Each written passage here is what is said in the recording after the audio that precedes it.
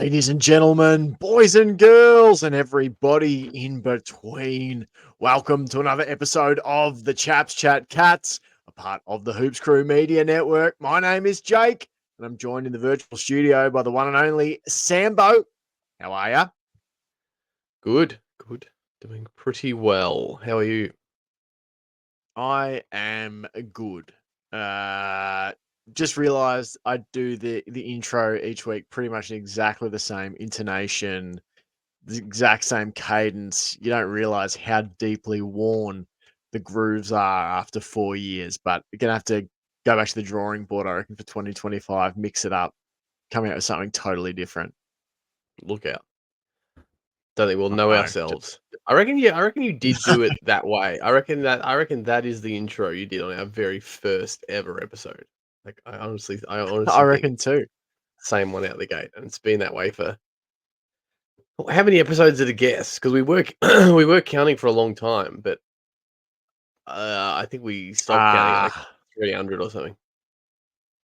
Yeah, it'd be somewhere in the range, just in terms of Spotify, between 300 and 400, I think. And then I don't know, once you include YouTube shows, and now with the empire merging between ourselves and the hoops, I at a guess think that between all entities on the Hoops Crew, we have done somewhere around 400 to 500 episodes of like video bits.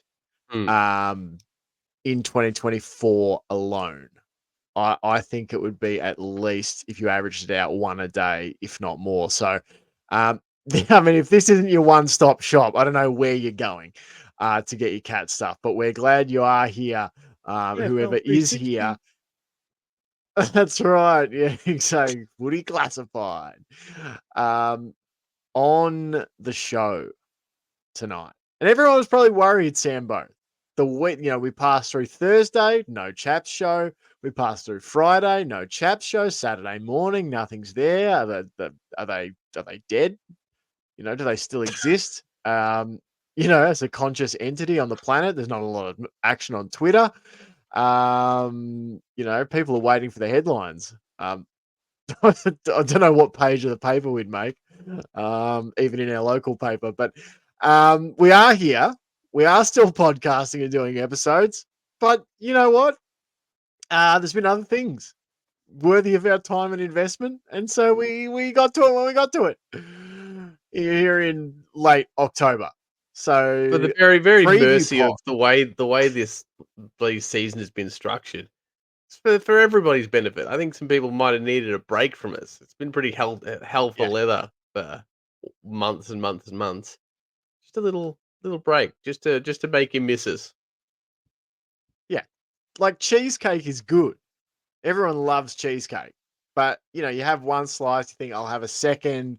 It's Boxing Day. Oh, maybe I'll I'll leave the third for later. Or maybe I'll just go back for some. Everyone's got their threshold. At a certain point, a great thing becomes too much of a great thing. So, like you said, bit of a blessing in disguise for everyone. A couple of extra days off. We're back. We're refreshed. On the show, Cats v Lions round 9 preview pod. There's 3 games left in the AFLW home and away season for the Cats. The first of those comes against the Brisbane Lions, I believe, down at Kidinia Park. So we're going to talk all about that. Then we're going to duck over on Patreon and deliver our weekly Patreon match predictions. So if you want to get that part of the show, go on over and give a Hoops Crew Patreon membership a go. Remember, you can do a 7-day free trial. It's not going to cost you a cent. Go on over, sign up for a 7-day free trial, see what you get, see what you can go back, scroll through the posts and look what was available during the year. You get an idea for it. Maybe put it in the old memory bank for 2025 as something to explore. So go on and do that. If you want that part of the show, the last little bit of business we have to attend to, Sambo, is to say a massive Hoops Crew Media Network. Thank you to our network sponsor. Of course, it's Cyril Cook Florist. You can visit them. And this isn't something you have to do, but it's something you're going to want to do. You're going to want to go on over to www.cyrilcookflorist.com.au. That's cook with an E, You can phone them up 035 222 2244. Or if you want to make use of a 20% in-store discount, then toddle on over to Shop 1211 Leather Street in Breakwater. Tell them that the Hoops Crew sent you, and you will get 20% off your next in-store purchase. Keep this in mind because coming up, Christmas time, work breakups, maybe, you've got staff members leaving or something like that, retiring, great opportunity. If you got to get a bouquet of flowers for someone, knock Maybe 20% you're off just it. maybe you're just sad about the AFLW season, and you need to get yourself some flowers. That's also a Right. perfectly fine option. Indeed. So lots of ways to make use of that. So yeah, massive thanks to Cyril Cook Florist for supporting the Hoops Crew. Let's jump into it, Sambo. The Cats v Lions round 9 preview. Now, this to me, Sambo, Hmm. there's not a lot of things left to play for in 2024 for the Cats. I mean, despite I think we're only a game and a half out of the 8 with 3 games left, but I'm not even allowing myself to really think about mathematical situations because so much is out of our control. But this is a revenge opportunity, Sambo. We all know how last season ended, half a, kick essentially short of a potential grand final trip up in Brisbane. We are now playing the Lions. We're not going to dump them out of the finals with a loss like this. So, it wouldn't be a true squaring of the ledger, but it is an opportunity in a year where we've had a lot not quite go our way down at the AFLW category to get a little bit of revenge back. What are your thoughts going into this match generally? I mean, yeah, it's largely covered by what you said. It's a bit of a weird one. Not, I mean, yeah, finals, as you say, it's mathematically, of course, still a chance. Anything can happen, but for the most part, I'm just trying to focus on the progress of the team. I feel like there's been so much that hasn't gone the way we expected. That there's a lot to work on. So I'm really focusing more on that sort of stuff rather than the results at this point. But it would be really nice to get one back over the Lions. Not only for last season, but for the men's season as well. We've got a lot of recent history with the Lions now, so it would be nice to have one in the Cats column, but mostly just for bragging rights and a bit of peace of mind. But beyond that, there's not a lot we're sort of fighting for here. Yeah, and just to correct myself on the ladder positioning too, I just had a check. In the interim, Melbourne have gone on to continue winning. Port have as well. The Cats have slipped down to 14th. We're on 10 points. Those two teams, Port and Melbourne, who are 8th and 9th, they're on 20 points. So we need to win just to get back within 6 points. A loss um, on the weekend here on Sunday confirms no finals. It will be mathematically done and dusted if the Cats don't get 4 points on the weekend. So, revenge factors aside, you are literally playing for your slim mathematical chances of extending your season. So, um, let's talk a little bit, and I agree with you totally too about the idea that you've got to look at other things. You're looking at what different players can produce here, what you can work on team wide. So we'll probably, I imagine, get to a couple of those in what we want to see. But let's talk about who will be out there on the weekend. A little bit of team selection for Sunday afternoon. There's a couple of changes, Sambo, from the clash last week against the Tigers. And it was last week. For a while there, it was like, 2 days ago against, the Hawks. And then 3 days later or whatever.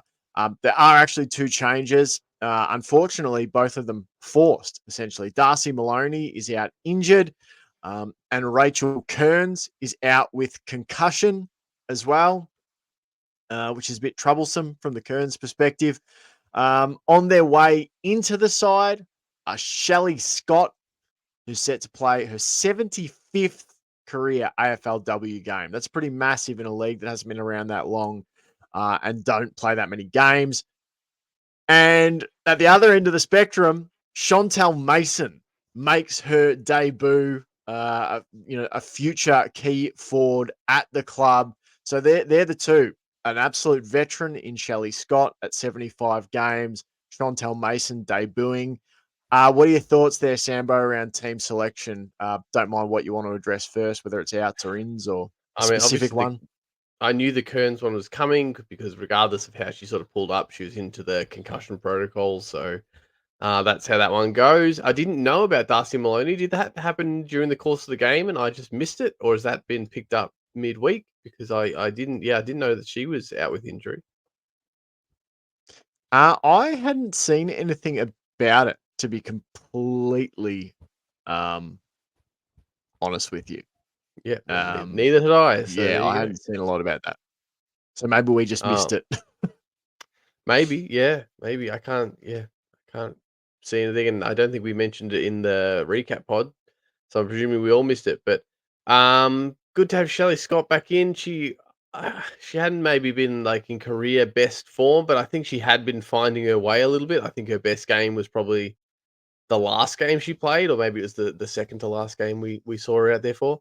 So hopefully she can just continue that and come out for a bit of a milestone game and build on where she was at, and hit the ground running. But yeah, as I said, she wasn't maybe in career best form, but we've seen some pretty spectacular stuff from her in the past. So hopefully she can get back there when we need her most at this end of the season. And yeah, as far as the newbie, that I don't have as many thoughts because there's not so much to base it on.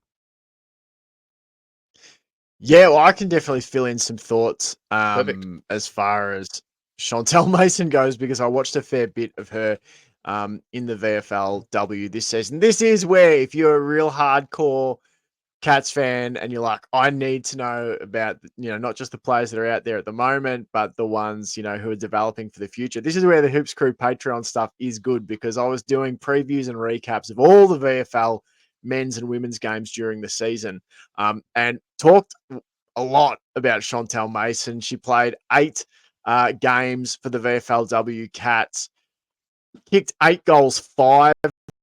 The headline performance was probably the game against North Melbourne in round 6, had 18 disposals, 5 marks, kicked 3 goals, 2. That was probably the absolute high point of Chantel Mason's season. But, the things that stand out really, um, eh, similar in some ways to Jackie Parry type player, is that sort of, marking key forward player, has an incredible set of hands. That's something that you notice anytime you watched her in the VFLW, was she was just clunking marks with a lot of confidence, out in front, above her head, um, really high work rate, much like Jackie Parry. It not doesn't just isolate inside the forward 50. Was very happy and willing to work further up the ground to get involved, whether that was, as that sort of outlet option on a wing, and then helping guide the play inside the attack. And yeah, real sense for goal as well is something that I would have said about Chantel Mason, in the same way, probably not quite as extreme as Aisling Maloney, but is very happy to throw it on her boot and have a shot for goal, isn't sort of timid in terms of trying to take an opportunity. So I think she's an extremely dangerous and talented player for the Cats, and someone who can form a part of their long-term plans. It does make me wonder, Sambo, bringing back both Shelley Scott and Jackie Parry, sorry, and Chantel Mason. Any chance Jackie Parry floats down back just a little more often in this game? Maybe. I mean, also now missing Kearns. Yeah. It's very possible. I would say. I hope. I don't know. Do you mean by drift? Do you mean she's positioned down there, or by drift she just has a license to drift? Because that would be my preference. Like I think she's um she's so damaging and important up in the forward line as well. I don't think she'd be my pick to just completely go back down the back. But then of course if we've got holes down there and we've got maybe not a Jackie Parry replacement, but we've got other players that are, you know, can function at a higher level, at a higher-ish level up forward, then I guess it does make sense. But I suspect it will be more of a license to roam, and we might just see her drift down there to help out as opposed to actual a positional change. But I could be wrong. I was trying to just see too. I feel like either one of Jackie Parry or Shelley Scott didn't always play up forward when they were back at the Demons. And Mhm, even if I think about it, Shelley Scott's not a player that that I'd be averse to seeing like go back either. mhm. I feel like she reads the play pretty well. Is a fairly good distributor of the footy. Would she be someone? I don't know. I guess I'm just trying to see how a forward line of Parry, Mason, Maloney, all three talls like sets up.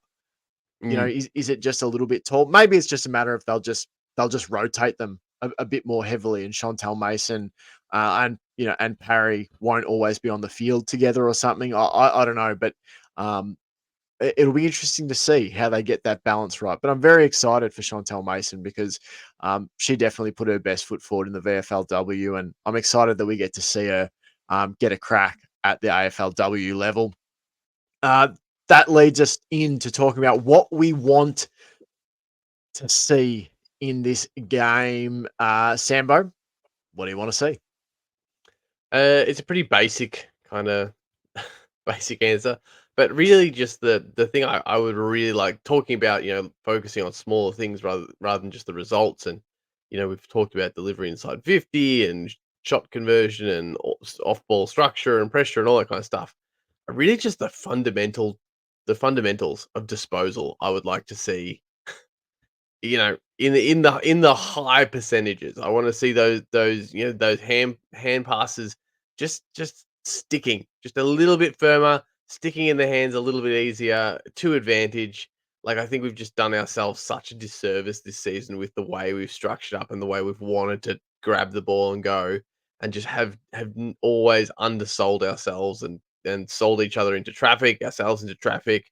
Made it too easy for the opposition to intercept, to turn an uncontested possession into a contest. So it's really just that. Like, it's not a particular moment here or there, just a, across the totality of the game.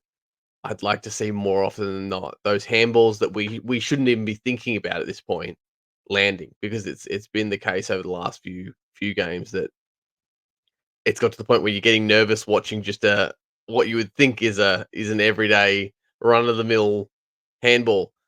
Um, and these kind of bad habits can be really hard to break. So that's one of the things I'll try not to mention every week, but it's certainly one of the things I'm going to be looking at every week towards, like, as the season winds up, is that we can improve in that area. Yeah, no, definitely. Um, it's so weird. There's so many numbers you can sort of look at. One of them, like, which is not the be all and end all, but percentage. Geelong currently have 100.9 percentage, and there's only what is it, 9 or 10 teams in the competition with 100 percentage points or more. We're one of those 10, and we're 14th. There's teams in Carlton, the Bulldogs, West Coast, and Melbourne who are above us. They are 47, 59, 74, and where was the last one? 68 percentage. So, like, it's frustrating this year for a number of reasons, but one of them, and we've talked about it, is that we know, like, that Geelong's best footy is good enough, and it's not like the Cats have been absolutely embarrassed in any games. The closest, in some ways, we've come to really, sort of being embarrassed is the Carlton game, where we only scored 5 points and lost 29-5.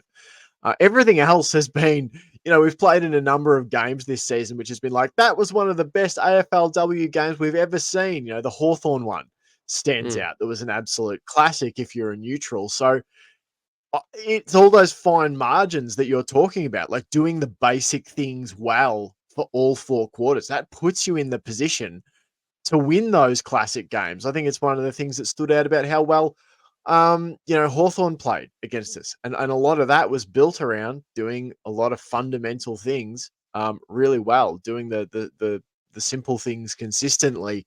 And it's sort of not been the case for Geelong this season. It's been patches of greatness and then long stretches where it's sort of been not apathetic, but sort of discombobulated footy is how I would Mm. describe it. So no, I totally agree with that. I've harped on this for a few weeks, but I'm gonna go there again. I think our backline, like I not only do I want to see it look better, I think we need to see it look better. I think it's been sort of you go back to the percentage point thing. You know, we've kicked 348 points this season, and at a quick glance, that's the most of any of the teams currently outside of the top eight. So any of those 10 teams currently sitting outside of the eight, it is more than all but the top four in the competition. Geelong has scored the fifth most points this season. Unfortunately, we've also conceded 345 points, which is more than anyone inside the top 9 teams. So I think it's something that was a real strength for a lot of seasons. To me, has kind of given way a bit this year. I don't think we look as well set up. I don't know if it's a communication thing down back. I don't know if it's just, the balance of personnel down there. Just we haven't quite gelled. Obviously, we've had some players, Rachel Kearns moved back there at the end of last year, but has played there consistently this season. I just don't know exactly why. But the game against the Tigers was a great example of Geelong take the lead, relatively late on, and they pretty quickly concede a goal. So it's just another week in which I'm wanting to go back to us looking miserly, looking like playing close on our opponents. I don't want to see players getting free in space in our defensive 50. I would like to see more intercepting marks, more spoils, just life looking difficult for the opposition when they're trying to go inside forward 50. And the reality is, in an evolved and upgraded AFLW competition, you are not going to get as many of those games where, you hold an opponent to like 14 or 18 points. But, it's more not so much a score thing. And I suppose it is in a sense, if you can hold Brisbane to, 30 points or something, that's, you'd sort of look and go, well, we should be in that game if you hold Brisbane to 30. It's more, how do we look on our opponents? How do we look guarding space? How easily are we giving up marks inside 50? How easily are we allowing opportunities to turn into goals for the opponent? So, I'll be looking at all of that, and it's something I really want to see. And I think something we need to see, if not at the end of this year, then rapidly in 2025. We need to see it fixed in the off season. So, that is all for the public part of the show. So thanks so much for watching. Thanks so much for listening. I'm going to dive now over into the Patreon part of the show. And until next time, go Cats! I'm back. Go Cats.